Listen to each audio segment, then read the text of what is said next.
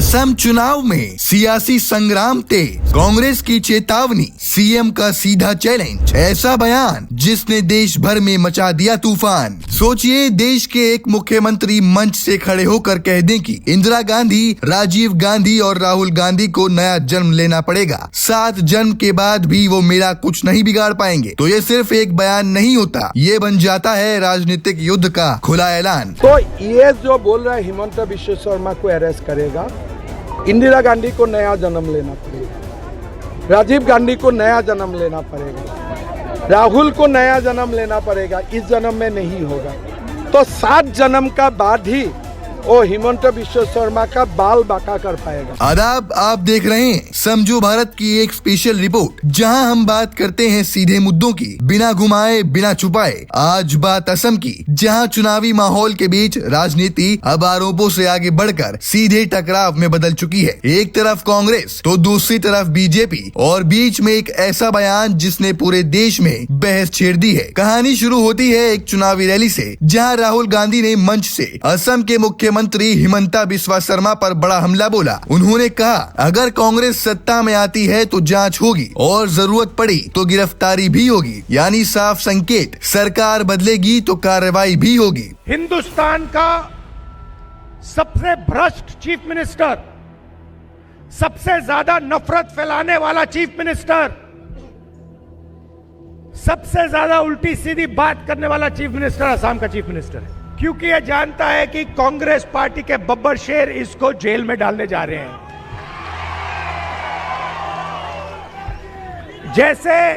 जैसे जंगल में हिरण इधर उधर देखता है,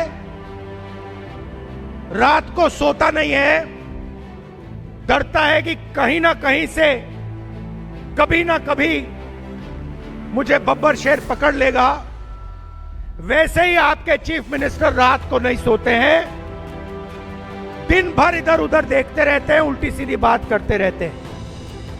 मगर भैया, कभी ना कभी हमारे हाथ आएगा।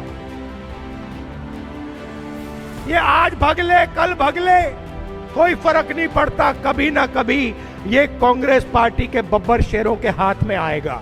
यहीं से शुरू हुआ असली टकराव। राहुल गांधी के इस बयान के बाद सियासत में हलचल तेज हो गई और ज्यादा समय नहीं लगा जब सीएम हिमंता बिस्वा शर्मा ने इसका जवाब दे दिया। लेकिन जवाब साधारण नहीं था, सीएम का बयान जिसने सब हिला दिया। तो ये जो बोल रहा है हिमंता बिश्व शर्मा को अरेस्ट करेगा, इंदिरा गांधी को नया जन्म लेना पड़ेगा, राजीव गांधी को नया जन्म लेना पड़ेगा, राहुल को नया जन्म लेना पड़ेगा, इस जन्म में नहीं होगा तो 7 जन्म का बाद ही वो हिमंता बिश्व शर्मा का बाल बाका कर पाएगा। हिमंता बिस्वा शर्मा ने कहा, कांग्रेस वाले कहते हैं कि मुझे गिरफ्तार करेंगे, मैं उन्हें बताना चाहता हूं, इंदिरा गांधी, राजीव गांधी और राहुल गांधी को नया जन्म लेना पड़ेगा, 7 जन्म के बाद भी वो मेरा बाल भी बाका नहीं कर पाएंगे। अब सवाल ये उठता है कि क्या ये सिर्फ एक गुस्से में दिया गया बयान है या फिर इसके पीछे कोई बड़ी रणनीति है। राजनीतिक विश्लेषक इसे 3 हिस्सों में देखते हैं। पहला, आत्मविश्वास का प्रदर्शन, सीएम ये दिखाना चाहते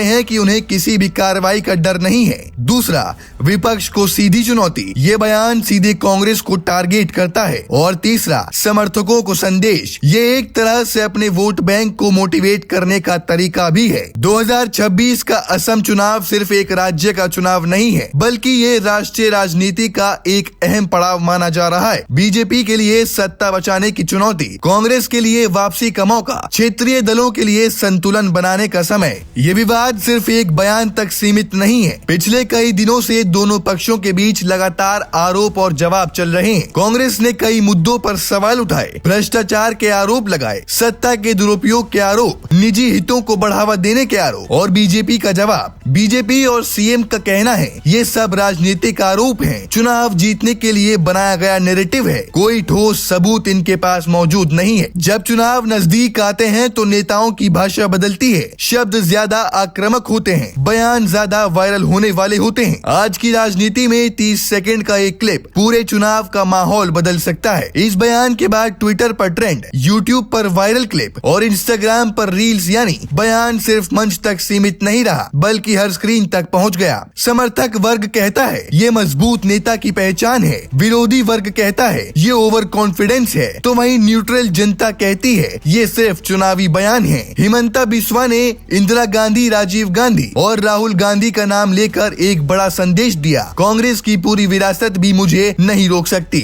अब बड़ा सवाल, क्या वाकई गिरफ्तारी हो सकती है? अगर सरकार बदलती है तो जांच संभव है, लेकिन अभी कोई आधिकारिक प्रक्रिया नहीं है, इसलिए फिलहाल ये बयान राजनीति का हिस्सा है। बीजेपी की राजनीति मजबूत नेतृत्व दिखाना और विपक्ष को कमजोर दिखाना और समर्थकों को जोड़े रखना, तो वहीं कांग्रेस की रणनीति सरकार पर सवाल उठाना, भ्रष्टाचार का मुद्दा बनाना और जनता में असंतोष दिखाना। ऐसे बयान मीडिया का फोकस बदलते हैं, वोटर के दिमाग में असर डालते हैं, माहौल को गर्म रखते हैं। असम का ये मामला अब सिर्फ राज्य तक सीमित नहीं है, ये राष्ट्रीय स्तर पर चर्चा बन चुका है, बड़े नेताओं की छवि पर असर डाल सकता है, आने वाले चुनावों का ट्रेंड सेट कर सकता है। तो ये था पूरा मामला, जहां एक बयान ने पूरे चुनावी माहौल को हिला दिया। अब सवाल ये है, क्या ये बयान वोट में बदलेगा या सिर्फ सुर्खियों तक सीमित रहेगा? क्या ये आत्मविश्वास है या राजनीतिक दांव? अपनी राय हमें कमेंट सेक्शन में जरूर बताइएगा।